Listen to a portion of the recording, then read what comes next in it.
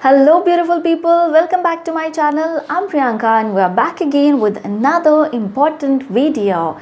And this video we are going to talk about clause. Yes, but before we begin, it is important that if you're new to my channel, don't forget to like, share and subscribe. That's important. Okay, so let's begin. So what's there in the video today? We are going to learn about clause, the importance of clauses, and how can we identify clause in a particular sentence. Let's begin.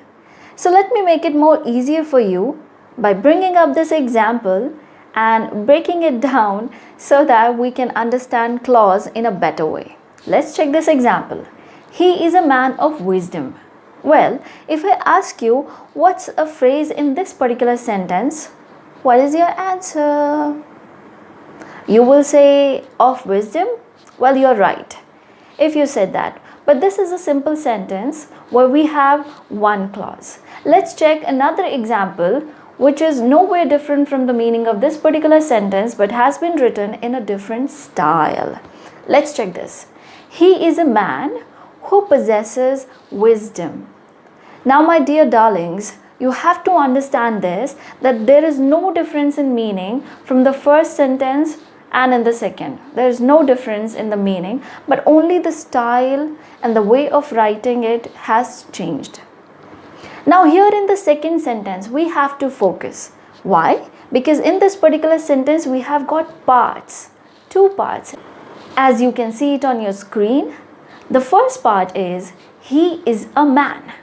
The second part says, who possesses wisdom. Now this is important. He is a man is the first part. Second part says, who possesses wisdom.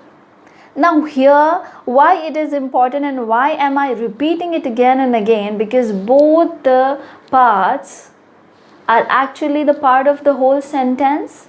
Right. So here, the first part, if we check, he is a man, is complete in itself and it is nowhere dependent. But when we see the second part of the sentence which says, who possesses wisdom, is dependent, right? It is dependent on the first part of the sentence. Now here, the first part that we discussed is the main clause. Both are clauses. You have to understand this, that he is a man is also a clause, who possesses wisdom is also a clause. But the difference is that the first clause, the first part of the sentence is independent. It is complete in itself. But when we check the second one, it is dependent and thus is also known as subordinate clause. Ab aa raha hai kuch samajh mein? Right. So let us know what clauses are. So here from this example, we can frame our own definition of clause as, clauses are part of a sentence. Okay, they form part of a sentence and has got a subject and a predicate. Is that clear? So now if you see in this sentence, the first clause, that is the main clause or the principal clause, has got its own subject, has got its own predicate, whereas the second part, which is the subordinate clause, or we can say dependent clause, because it is dependent on the first part or the main clause. So this, here we have our own subject and we have our own, like the sentence, the part of the sentence, this clause has got its own predicate and its own subject, right?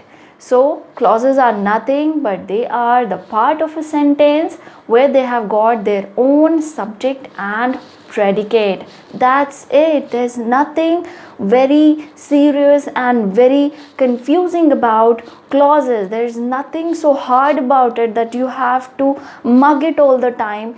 Kya hai clauses? Kyun hai clauses? But now, there must be a question in your brain that why, teacher, it is important that we have to know about clauses. Why can't we just learn and frame simple sentences and we are done with the job?